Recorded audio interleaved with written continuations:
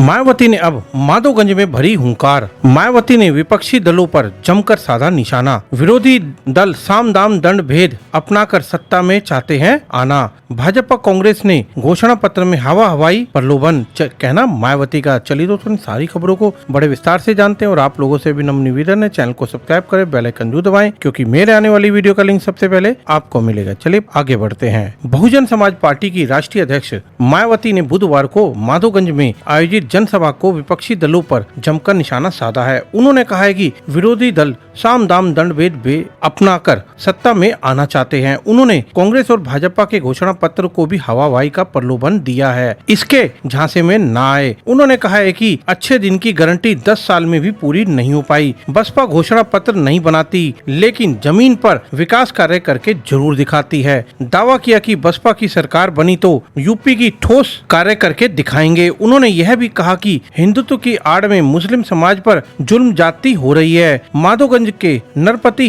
Singh inter college के खेल मैदान में आयोजित जनसभा को मायावती ने भाजपा केंद्र और ज्यादातर राज्यों की सत्ता पर काबिज हो गई हैं, लेकिन इनकी जातिवादी और गलत नीति के चलते अब यह केंद्र की सत्ता में आने की वापसी की करना चाहते हैं। अगर फेयर चुनाव होता है तो वोटिंग मशीन में कोई हेराफेरी नहीं होती है तो इनकी गारंटी या चुनावी वादे काम में आने वाले बिल्कुल भी नहीं है। भाजपा ने जो हवा हवाई वादे किए थे उसमें 1/4 काम भी नहीं हुआ है। सिर्फ पूंजीपतियों धन्ना सेठों को मालामाल करने का काम भाजपा ने किया है। कांग्रेस की तरह ही भाजपा ने भी जातिवादी और सांप्रदायिक सोच के चलते पूरे देश में दलित, पिछड़ों और मुस्लिमों व अल्पसंख्यकों समाज के लोगों व पूर्ण विकास नहीं हुआ है। पूरे देश में दलितों, आदिवासियों ने और अन्य पिछड़े वर्ग के कोटे को भी अभी तक नहीं भरा गया है। सरकारी नौकरियों में अनुसूचित जाति के लोगों का पदोन्नति में आरक्षण भी खत्म कर गया है। प्राइवेट सेक्टर में ज्यादातर काम दे दिए गए हैं और प्राइवेट सेक्टर में आरक्षण लागू बिल्कुल नहीं होता।